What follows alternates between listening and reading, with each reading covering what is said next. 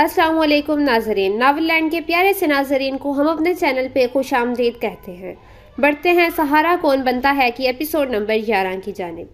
خولا کو بابا جانے کے منصور کے بارے میں کہے جانے والے فقرے یاد آئے۔ جس کی تعریف بابا کریں وہ کوئی عام شخص تو ہو ہی نہیں سکتا۔ خولا نے سوچا اور غور سے منصور کو دیکھنے لگی۔ اچانک منصور نے خولا کی طرف منہ کر کے آنکھیں پھیلا کر پورا منہ کھول دیا۔ کھلے منہ کے اندر اس کی زبان سانپ کی طرح ادھر ادھر گھوم رہی اور لہرا رہی تھی۔ منصور نے اتنی اچانک یہ حرکت کی تھی کہ پہلے تو خولا بری طرح ڈر گئی کہ اب پتہ نہیں اس کو کیا دورہ پڑ گیا ہے، مگر پھر جھمپتے ہوئے غصے سے بولی، یہ کیا بےہودہ حرکت ہے؟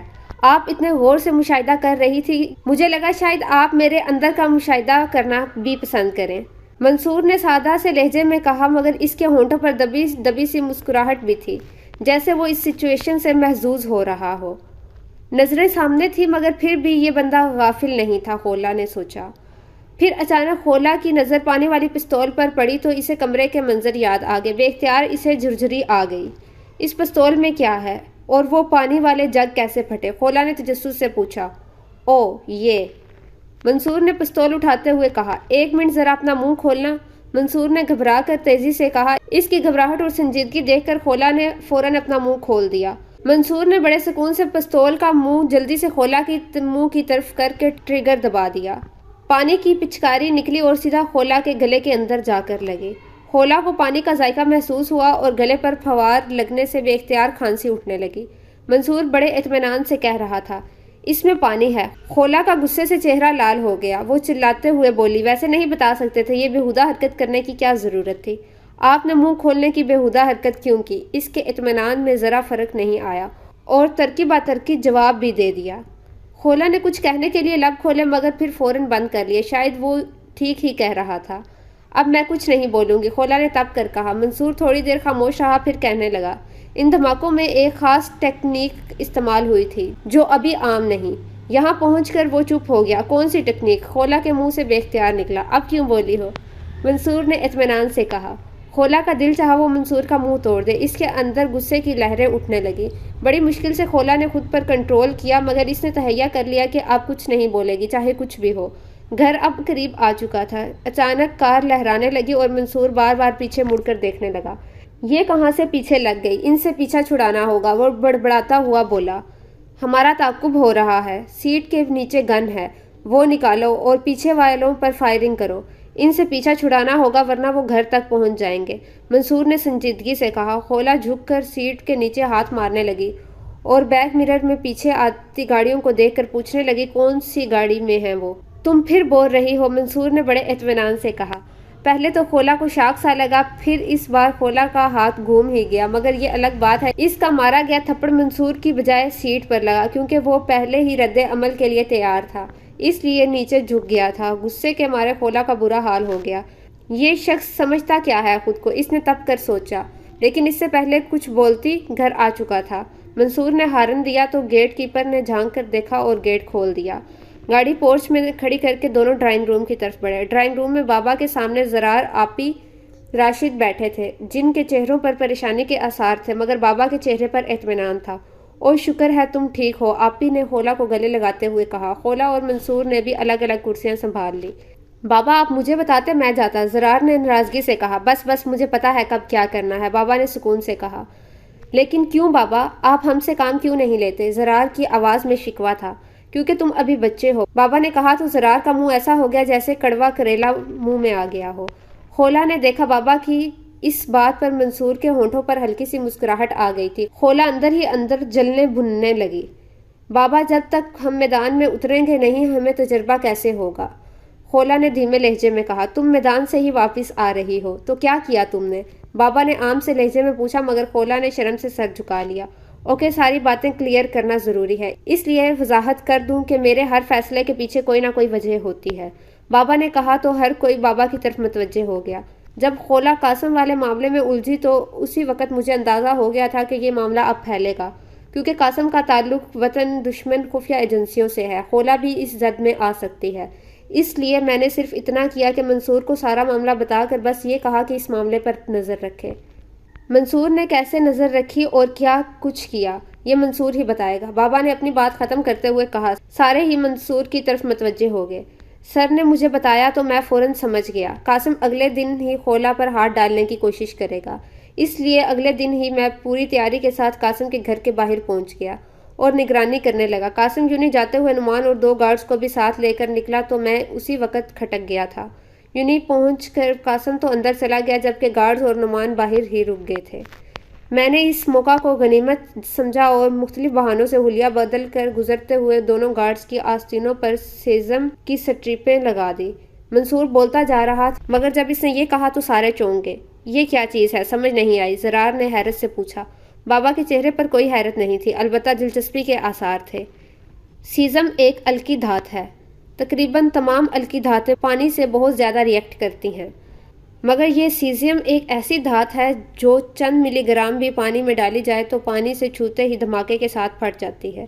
اس کا لیب میں بھی جب تجربہ کیا جائے تو دور کھڑے ہو کر دھاگے سے یا کسی اور طریقے سے پانی میں ڈالی جاتی ہے، کیونکہ یہ پانی کے لیے بہت حساس ہوتی ہے۔ اگر اس کی مقدار گراموں میں کر دی جائے تو یہ ایک چھوٹی پانی کی ٹینکی کو بھی پھاڑ سکتی ہے، منصور نے وضاحت کرتے ہوئے کہا۔ اتنے زیادہ بکھیڑے کی کیا ضرورت تھی؟ تھوڑا بہت ہاتھ چلا کر ہی ان سے جان چھڑائی جا سکتی تھی، خولا نے منہ بناتے ہوئے کہا۔ منصور خولا کی طرف دیکھ کر ایسے مسکرایا جیسے چھوٹے بچے کی طرف دیکھ کر مسکرایا جاتا ہے۔ جنگ میں ہر پہلو پر نظر رکھنی پڑتی ہے۔ میں نہیں جانتا تھا قاسم نے اور کیا کیا ہے۔ اس حوالے سے اگر میں ایسا کرتا تو دوسرا چانس یہ بھی تھا کہ ہاتھوں سے نکلتا دیکھ کر کوئی تمہیں اغوا کرنے کی بجائے انجان سا آدمی گولی ہی مار دیتا۔ میں یہ رسک نہیں لے سکتا تھا۔ واردات سے پہلے سب ہمیشہ چوکنے ہوتے ہیں، کامیاب واردات کے بعد سب ہی ڈھیلے پڑ جاتے ہیں۔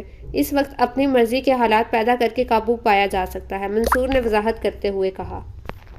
جب قاسم آیا تو اس کی کلائی پر بھی میں نے گزرتے ہوئے سیزیم کی سٹریپ لگا دی تاکہ بوقت ضرورت مجھے ان کو قابو کرنے میں مشکل نہ ہو، کیونکہ اسلحہ ہاتھوں میں پکڑا جاتا ہے، اس لیے میرا نشانہ ہاتھ ہی رہے۔ لیکن نعمان کے ساتھ میں ایسا نہ کر سکا کیونکہ وہ بہت ہوشیار تھا، اس لیے میں جان بوجھ کر ٹھوکر کھا کر گرا اور نعمان کی پینٹ کے پونچے میں سٹرپ لگا دی تاکہ وہ ہاتھ کے قریب سٹرپ کو نوٹ کر کے چونک نہ جائے۔ حالانکہ میں نے سٹرپ کا کلر ان کے کپڑوں کے کلر سے میچ کر کے لگائی تھی، لیکن نعمان کے کپڑوں سے میچنگ سیزیم سٹرپ میرے پاس نہیں تھی، اس لیے نیچے لگانا پڑی۔ پھر جب خولا کی گاڑی کو روکا گیا تو مجھے اندازہ نہیں تھا کہ خولا اتنی بیوقوف ثابت ہوگی کہ گاڑی سے باہر آ جائے گی اور روک بھی لے گی۔ جب منصور نے یہ کہا تو خولا کے نتنے غصے سے پچکنے لگے۔ خیر وہ خولا کو لے جانے لگے تو کارروائی میں اس وقت بھی کر سکتا تھا، لیکن بات وہی خولا کی جان کو رسک تھا جو میں نے نہیں لیا، اور بہترین موقع کے انتظار میں میں ان کے پیچھے چل پڑا اور قاسم کے فارم ہاؤس تک پہنچ گیا۔ وہاں پہنچ کر میں نے اپنی جادوگر والی حالت بنائی اور ایسی پلاننگ بنائی کہ زبردستی اندر جانے کی بجائے مجھے خود اندر بلایا جائے۔ میری پلاننگ کامیاب رہی کیونکہ دشمن کے دشمن کو سب دوست سمجھتے ہیں، اس لیے مجھے خولا کا دشمن سمجھ کر بلا لیا گیا، اور اس کے بعد منصور نے وہاں ہونے والے سارے واقعات سنا دیے جو بابا اور خولا کے علاوہ باقی سب بے یقینی سے سن رہے تھے۔ باقی سب تو ٹھیک ہے لیکن وہاں وہ جادوگر والی حرکتیں اور اتنا فنی بننے کی کیا ضرورت تھی؟ خولا نے منہ بناتے ہوئے کہا۔ تو اور کیا کرتا میں؟ جا کر انہیں کہتا برائے مہربانی اپنا ہاتھ پانی میں ڈال دے، منصور نے طنز کرتے ہوئے کہا تو خولا بے اختیار جھینک گئی۔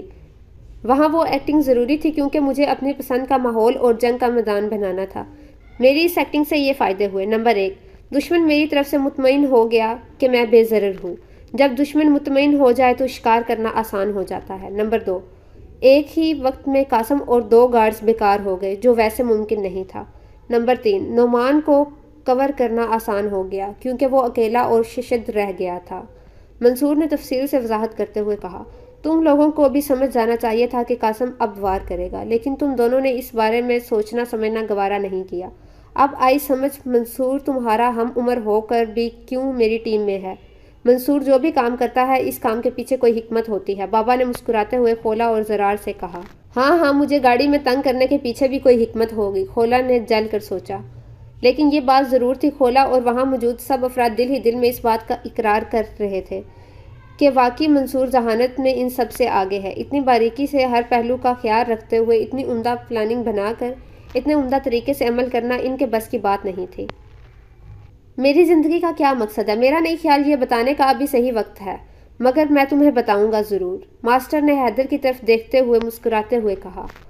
اب آتے ہیں آج کے سبق کی طرف۔ ماسٹر نے کھڑے ہوتے ہوئے کہا تو حیدر بھی فوراً کھڑا ہو گیا۔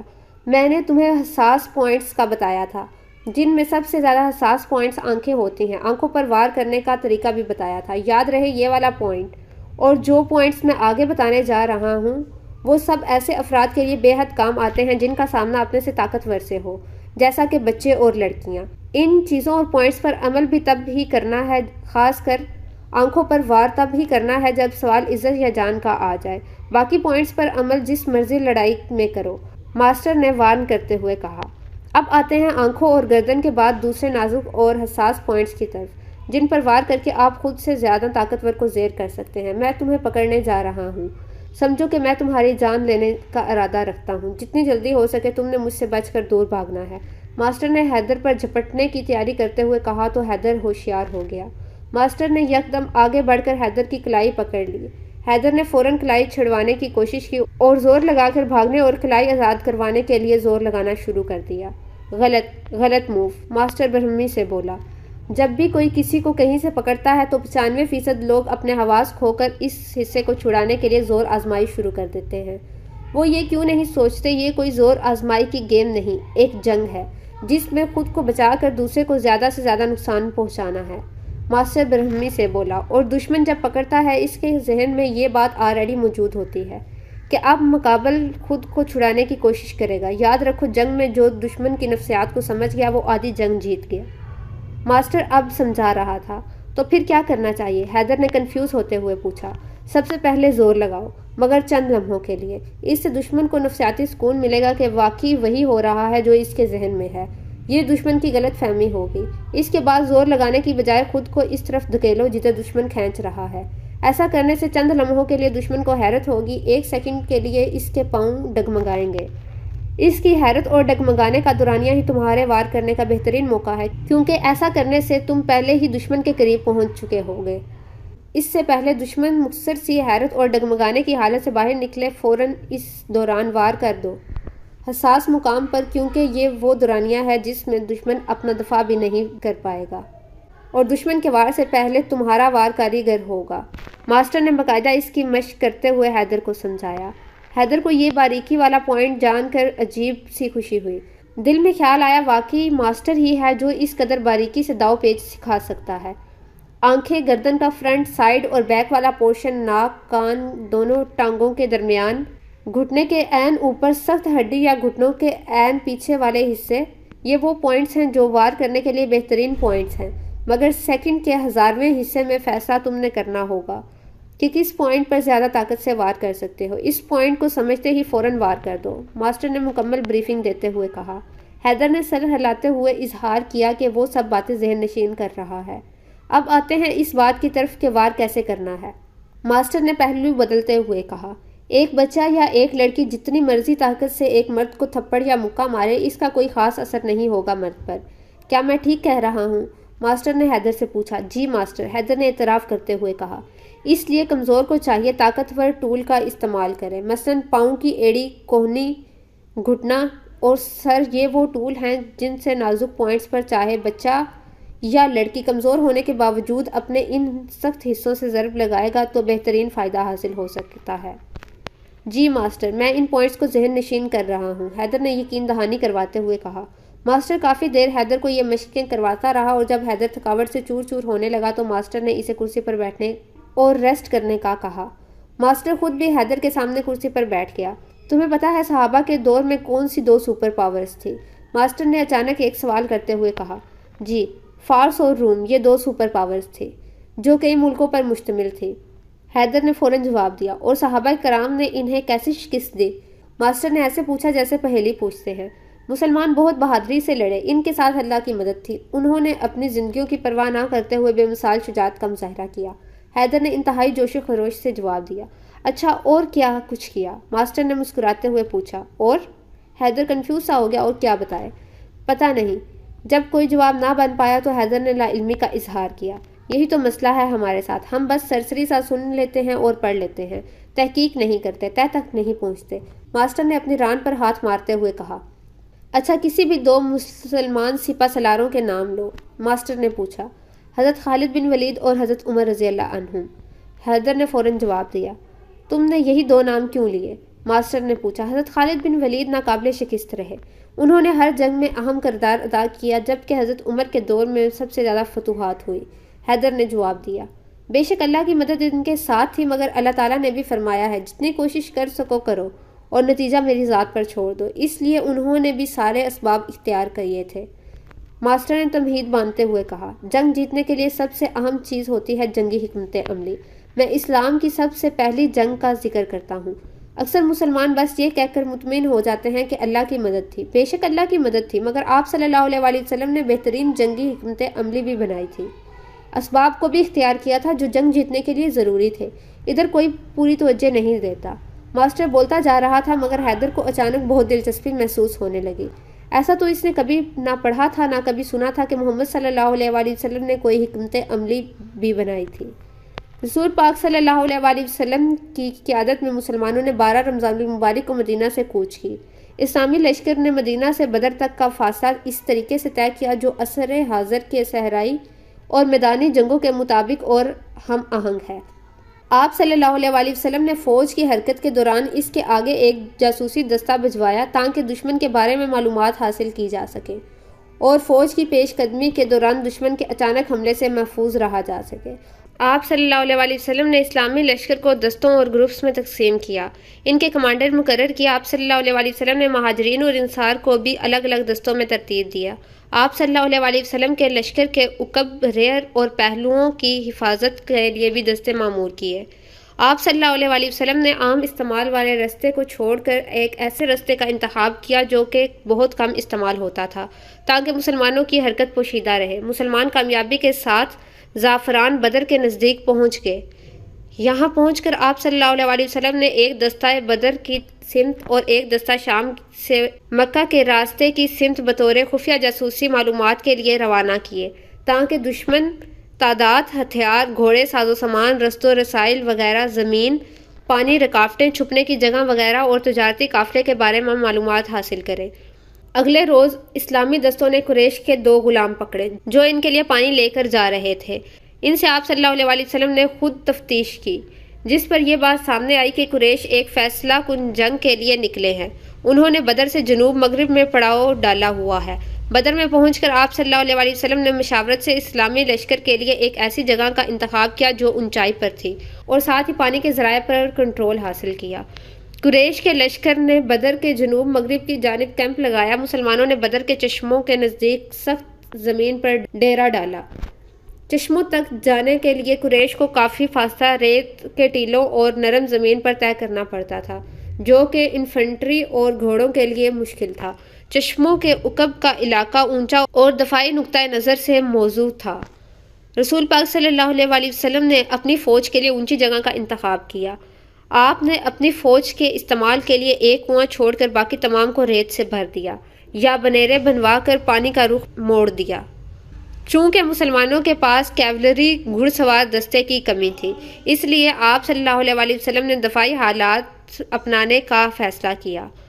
آپ نے اپنی فوج کو اس طرح ترتیب دیا کہ اس کے دونوں اطراف اور عقب کو بدر کی پہاڑیاں تحفظ مہیا کر رہی تھی۔ تیر اندازوں کو پر اور پیچھے کی جانب اور اونچی جگہ پر کھڑا کیا۔ اچھے جنگجوؤں کو درمیان میں سامنے والے دستوں میں رکھا تاکہ وہ حملے کے ابتدائی تیزی کو برداشت کر کے منہ توڑ جواب دے سکے۔ اسلامی لشکر کا ہیڈ کوارٹر پیچھے کی جانب اونچی جگہ پر بنایا گیا تاکہ جنگ پر نظر رکھ کر فوری ہدایات کے ذریعے کنٹرول کیا جا سکے۔ ایک چھوٹی سی فوج جس کی تعداد کا صحیح علم تو نہیں ہے لیکن اندازاً 25 سے 30 افراد پر مشتمل تھی، اسے ریزرو کے طور پر رکھا گیا تاکہ ناگہانی حالت میں یا حملے کی صورت میں استعمال ہو سکے۔ جنگ والے دن آپ صلی اللہ علیہ وآلہ وسلم نے خود اسلامی فوج کو ترتیب دی اور تفصیلی ہدایات دی۔ موقع پر جا کر آخری تبدیلیاں کی۔ فوج کے آخری معائنے کے دوران آپ نے لشکر سے خطاب کرتے ہوئے فرمایا اور انہیں جہاد کے لیے موٹیویٹ کیا۔ آپ صلی اللہ علیہ وآلہ وسلم نے لشکر کو لڑائی کا طریقہ کار سمجھایا کہ اپنی جگہ قائم رہتے ہوئے دشمن کو پہلے اپنے ہتھیاروں کا ان کی رینج کے مطابق استعمال کر کے روکنا ہے اور تیر برسا کر اس کے حملے کو منتشر کرنا ہے۔ آپ صلی اللہ علیہ وآلہ وسلم نے سخت تاکید فرمائی کہ جب تک آپ صلی اللہ علیہ وآلہ وسلم کی طرف سے حکم نہ آئے مسلمان اپنے حملے کا آغاز نہیں کریں گے۔ متحدہ کمان کے اصول پر عمل کرتے ہوئے پوری اسلامی فوج کی قیادت صرف آپ صلی اللہ علیہ وسلم کے ہاتھ میں تھی۔ یہ تھی پوری جنگ حکمت عملی آپ محمد صلی اللہ علیہ وسلم کی۔ ماسٹر نے ایسی جنگ کا نقشہ کھینچتے ہوئے بتایا جیسے وہ خود اس جنگ میں شریک رہے ہوں۔ حیدر بے یقینی سے یہ سب سن رہا تھا۔ ناظرین، یہ تھی آج کی ایپیسوڈ۔ نیکسٹ ایپیسوڈ کے لیے ہمارے چینل کو سبسکرائب کریں، ویڈیو کو لائک کریں اور اپنے دوستوں کے ساتھ شیئر کریں۔ اللہ حافظ۔